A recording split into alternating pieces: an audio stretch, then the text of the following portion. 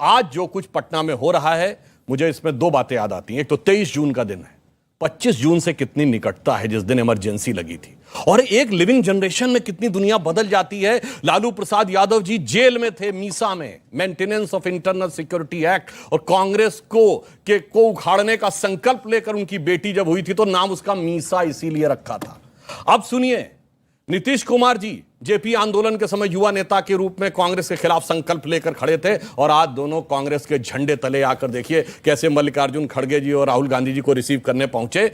और एक महत्वपूर्ण बात है, बिहार ही वो धरती है जहां भारत के इतिहास में पहला मुख्यमंत्री पद पर रहते हुए जेल गया भ्रष्टाचार के आरोप में, लालू प्रसाद यादव जी, जो आज की इस मीटिंग के साहिबे मसनद हैं।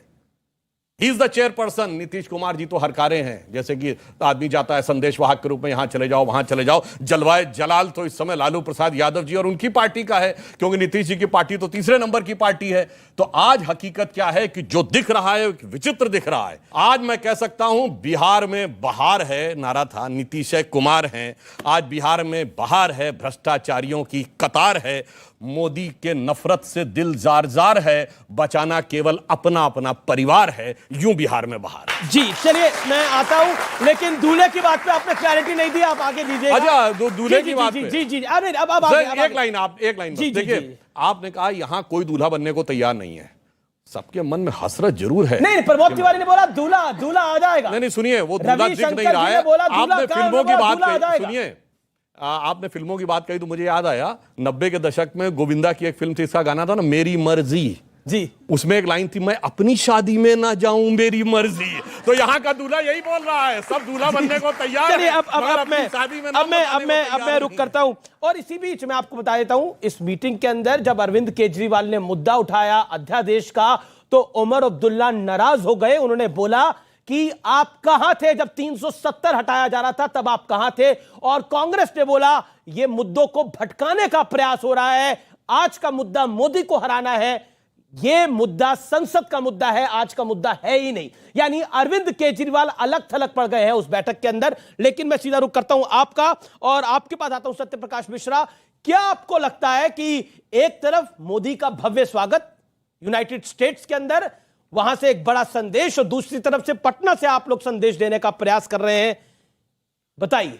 अमीश देवगन जी, दो अलग बातें हैं। भारत के प्रधानमंत्री किसी राष्ट्र में जाते हैं, एक राज्य की अतिथि बनकर उनका कोई सम्मान करे, ठीक है, अच्छी बात है। आप हरे हरे डायमंड वहां दीजिए, कुछ वहां से भी हरे हरे चीज लाइए जिससे देश में बाहर होता, तो चलिए उनके ऊपर ताली बजाते। सुधांशु त्रिवेदी जी ने एक बात बहुत अच्छी कही है कि पटना से डिफेंस का एक बैठक हो रहा है। किस चीज का डिफेंस करेंगे? पहला, लोकतंत्र का। ये जो अकेला भारी, ये जो तानाशाही प्रवृत्ति है, और मुझे शक है कि भारतीय जनता पार्टी को भी वो कह रहे कि तुम लोग भी मेरे साथ नहीं हो, मैं अकेला ही इन पर भारी हूं, तुम लोग भी चले जाओ, सुधांशु भी चले जाए, वो अकेला भारी। इस तरह के तानाशाही प्रवृत्ति के व्यक्ति को 23 जून की आज की जो बैठक है ये इतिहास बताएगा। इन्होंने एक बात और अच्छी कही कि 25 जून को इमरजेंसी, अघोषित इमरजेंसी पिछले 9 साल से इस देश में है। विपक्ष की तमाम पार्टियों को टारगेट कर करके सताया गया, और उधर से जो लोग भ्रष्टाचारी थे इनके यहां गए, वॉशिंग मशीन में हेमंत विश्व शर्मा धुल गए, नारायण राणे धुल गए, और तमाम धुल धुल करके इनके सब। अच्छा, एक बात बता दीजिए, सारे भ्रष्टाचारी सत्य बाबू आज इनके पार्टी में वॉशिंग मशीन से धुल करके आपने फंसा दिया सुधांशु त्रिवेदी को। जोरदार तालियां आज इनके लिए। अब एक बात बताइए, आपने बोला सारे भ्रष्टाचारी वहां गए, वहां जाके धुल गए, लालू यादव जी तो वहां गए नहीं, वो भ्रष्टाचारी हैं कि नहीं हैं, कन्विक्टेड हैं कि नहीं है? लालू प्रसाद यादव जी पर इस देश के अंतिम अदालत ने कोई फैसला नहीं सुनाया। मैं कानून का छात्र रहा हूं, जब तक अंतिम अदालत कोई फैसला नहीं सुनाती कोई बात आप उन पर नहीं कर सकते। रुक जाइए, कोई फैसला नहीं सुनाया उच्चतम न्यायालय में। तो लालू जी ईमानदार है। दूसरा सुनिए, तो लालू जी ईमानदार है इस देश के लोकतंत्र के लिए, कन्याकुमारी से लेकर कश्मीर तक की आज जो पार्टी बैठी है वो इस देश के प्रति और इसके मूल्य और संविधान के प्रति ईमानदार है। नरेंद्र मोदी वाली पार्टी नहीं है जो हिंदू मुसलमान करके लड़ाए। कभी मणिपुर जल रहा है, वहां शांत पड़े हुए मोदी जी ने आज तक मन की बात में जो करके गए, अभी यहां पर मणिपुर के लोगों की चर्चा तक नहीं की।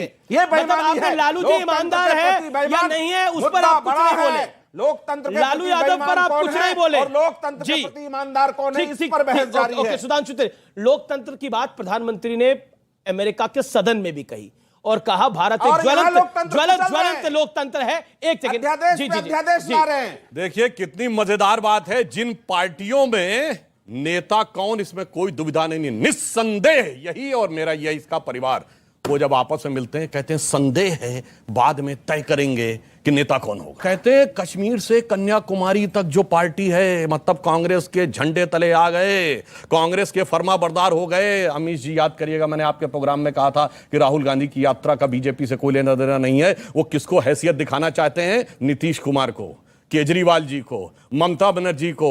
वो दिखाना चाहते हैं देखो भाई उत्तर से दक्षिण तक हम हैं, बाकी कहीं और आप नहीं है साहब। तो इसलिए मैं देख रहा हूं कि आपस में सब कुछ जो था वो इनका हो गया। वैसे मैं एक और बात कहना चाहूंगा, एक फार्मूला जैसे अभी हरदीप पुरी जी बोले, तो इस देश में, दुनिया में एक देश है जानते हैं जहां एक साल का प्रधानमंत्री होता है, वो स्विट्जरलैंड। शायद उस ढंग का एक फार्मूला ये लोग बनाए तो आपस में इनकी कुछ एकता हो सकती है। आपके नेता तो कह रहे हैं मंडे टू फ्राइडे, कल्पना सुनिए, सैटरडे संडे छुट्टी पर रहेगा देश क्या? नहीं सुनिए तो, उम्मीदवार के अरे लिए बहुत भाई चिंतित है। अब जो हकीकत है वो बोल दिखा नहीं पा रहे, चेहरे पे कुछ और है, मैं जाहिर क्या करें कि अब जो चेहरे से जाहिर है छुपाएं कैसे? लेकिन तेरी मर्जी के नजर मुताबिक नजर आए कैसे? आ रहा हूं। आप चाह रहे हैं आपकी मर्जी के मुताबिक आए, हम प्रधानमंत्री तय करेंगे, प्रधानमंत्री तय हो जाएगा। ये कह रहे हैं आपकी मर्जी के मुताबिक नजर आए कैसे? आगे मैं बोल रहा हूं, नेता चुनने की कवायद हुई बहुत बाद की बात, पहले मुश्किल है कि अपने परिवार को बचाएं कैसे। ठीक है, प्रियंका कक्कड़ इंतजार कर रही है, लेकिन प्रियंका जी पर जाने से पहले दो बाइटें सुननी जरूरी हो जाती हैं, लाजमी हो जाती है।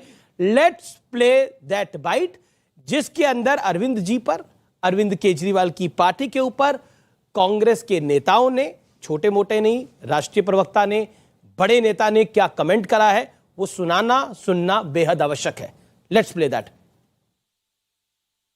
केजरीवाल जी और मोदी जी की मोडस ऑपरेंडी एक ही है, इसीलिए हम कहते हैं ये बड़े भाई और छोटे भाई का संबंध है। खुद के दो मंत्री भ्रष्टाचार के आरोप में जेल में है, एक मुख्यमंत्री दारू की ऐसी अवस्था में पहुंचता है कि हवाई जहाज में बैठने के लिए योग्य नहीं माना जाता। मैं केजरीवाल जी से कह दूं, अंग्रेजी में कहा जाता है ना कि आपको कोई मिस नहीं करेगा, आप जाए ना जाए उससे कोई फर्क नहीं पड़ता है। तो केजरीवाल को कोई मिस नहीं करेगा, और दारू वाली जो बात बोली, शराब वाली जो बात बोली, वो आपने सुनी। प्रियंका कक्कड़, उमर अब्दुल्ला भी नाराज हो गए, उन्होंने बोला कि आप कहां थे जब 370 हटाया गया। क्या आपको लगता है इस पूरे मंच पर, खासतौर पर विपक्षी एकता के मंच में, अरविंद केजरीवाल को अलग थलग कर दिया गया है? सबसे पहले तो ये नैरेटिव कि मोदी जी अकेले हैं, ये बिल्कुल गलत नैरेटिव है। क्यों? इनके पास ईडी है, सीबीआई है, मीडिया है, अपना दल है, निषाद पार्टी है, सिक्किम क्रांतिकारी मोर्चा है, बोडो असम पार्टी है, AIADMK है, अपना दल है, निषाद पार्टी, कितनी शिवसेना है, शिंदे गैंग है। तो ये पूरा सर मैं बीच में नहीं बोली सर प्रियंका जी को आप बात पूरी करिए सर। तो ये अकेले कभी नहीं थे, ये एक परसेप्शन है, ये पहली चीज। दूसरी चीज, हमारी चिंता ना करें विपक्ष, हमने, जहां तक हमारा सवाल है, हमने बहुत क्लियरली, बहुत पहले से अरविंद केजरीवाल जी ने कह दिया है कि एक गैर संवैधानिक अध्यादेश जब पार्लियामेंट में लाया जाएगा और उस पर पता चलेगा कि कौन सी पार्टी संविधान के साथ खड़ी है और कौन सी पार्टी भाजपा के साथ। और आप दिखा रहे हैं दिल्ली के कांग्रेस के नेताओं का बयान, दिल्ली में कांग्रेस है 0, तो इसलिए उन बयानों का कोई मायना नहीं। दूसरी चीज, पंजाब में तो 0 नहीं है, पंजाब में भी कहां रह गए, आपको पता ही है असलियत। दूसरी चीज, आप मुझे कांग्रेस से बढ़ाने की कोशिश ना करें। मैं क्यों बढ़ाने की कोशिश नहीं कर रहा? बड़ा जरूरी शराबी मुद्दा कौन कर रहा है, कौन किसको कुछ कह रहा है, जरूरी। मुझे बताने की जरूरत देखिए, नहीं है। ऐसा है, आपने कल खुद बयान, आपने खुद कल क्या बयान? ना मैडम, मैं तो बिल्कुल बोलने दे रहा हूं मैडम। आपने ना, आपकी सुन ली मेरी बात, सुन अच्छा, मेरा सवाल तो सुन लीजिए। शराब का एलिगेशन लगाया ना हमारे एक्साइज पॉलिसी का। ना उन्होंने तो मुख्यमंत्री के लिए बोला। एक विचित्र एलिगेशन है, जहां चवन्नी नहीं मिलती, कर्नाटका में इनकी 40% सरकार भाजपा की, 8-8 करोड़ मिल जाता है, वहां पे इनको बेलें मिल जाती है। छोड़ दीजिए वो बात, जब चवन्नी मिल जाएगी हमसे किसी से तो आपका आरोप मान लेंगे। नहीं, बात खत्म नहीं हुई। अभी प्रधानमंत्री के दौरे की बात करनी है।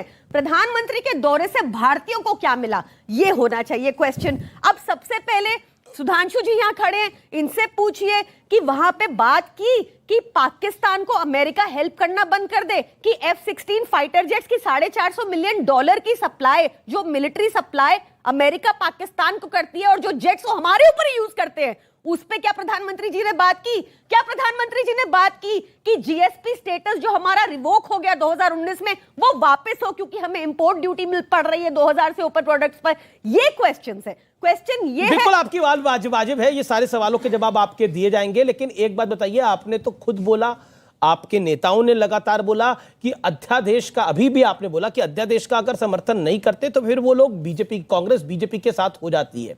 और आपने तो यह भी बोला, आपके नेताओं ने, कि कांग्रेस ने मन बनाया है कि वो सदन से वॉकओवर करेगी, अध्यादेश के मुद्दे के ऊपर वॉकआउट करेगी। हम आपको बता रहे हैं, रिलायबल सोर्सेस से हमें पता है कि राहुल गांधी जी का और भाजपा का एग्रीमेंट हो चुका है और वो इसलिए अब तक कोई औपचारिक बयान नहीं दे रहे कि गैर कानूनी अध्यादेश पे अब तक क्यों नहीं बोल रहे, जब पता है कि कांग्रेस और बीजेपी का एग्रीमेंट हो चुका है। एक बार सबको साफ बता दूं, देखिए कॉन्स्टिट्यूशनल बेंच ने एक जजमेंट दी, वो पता है, सबको पता है। अब अनुमा आचार्य का जवाब जरूरी है। बता देती हूं, एग्रीमेंट कर रखा है आपने मैडम साइडवेज के अंदर, ये तो बड़ा खुलासा कर रही है आम आदमी पार्टी, और भी बहुत कुछ बातें हो रही हैं, बताइए।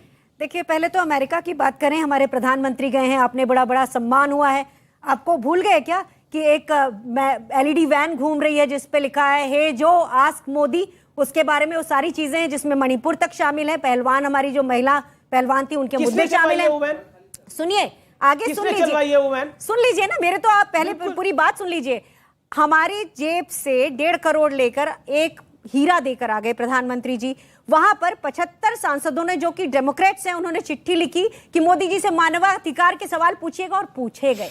कल पूछा, इकलौता सवाल जो पता था उसके बाद पूछा, और प्रधानमंत्री ने हमारा सिर शर्मिंदा कर दिया, सिर झुका दिया, क्योंकि उन्होंने जो जवाब दिया वो इतिहास में दर्ज हो गया।